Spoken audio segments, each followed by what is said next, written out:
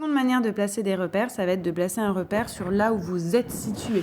Ça peut être pratique, notamment si vous voulez noter les points de bivouac que vous faites tous les soirs. En un clic, vous allez placer un repère. Donc pour ça, vous retournez dans le menu hors ligne et vous cliquez sur le bouton qui s'appelle ici. Et vous voyez un repère jaune et rouge vient d'être placé. Alors celui-ci, il n'est pas déplaçable. Par contre, on peut quand même aller dans la fiche I et par exemple marquer, changer le nom de ce repère et l'appeler bivouac de rêve pour se souvenir que c'est ici qu'il faut revenir bivouaquer la prochaine fois qu'on fait cette rando-là. Par exemple. Même chose, vous pouvez mettre une photo, même chose sur tous les petits onglets, les couleurs, la fiche d'identification reste toujours la même. Voilà, donc là, bivouac de rêve du 11 janvier 2023.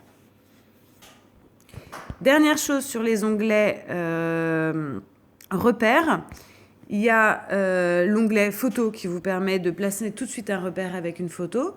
Ensuite, vous avez l'onglet liste qui est ici, qui va être intéressant parce qu'il va nous permettre d'avoir le rangement et la classification de tous vos repères. Donc en fait, c'est comme un dossier de rangement sur votre ordinateur. Donc il y a des dossiers déjà disponibles et d'autres que vous pouvez créer, des groupes. Donc automatiquement, vous voyez que les repères position où vous avez cliqué sur ici vont se mettre là-dedans.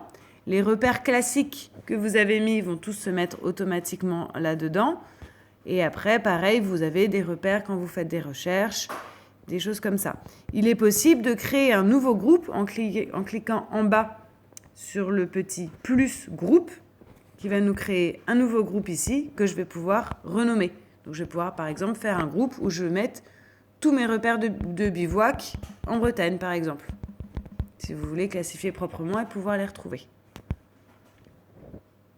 Vous pourrez ensuite choisir d'envoyer les différents repères à partir de leur fiche d'identité vers les nouveaux groupes que vous avez créés.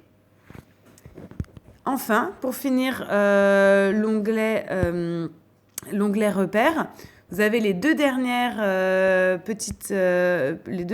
onglets qui sont ici, qui sont balises et suivre. Il est possible d'activer votre balise pour que quelqu'un d'autre vous suive.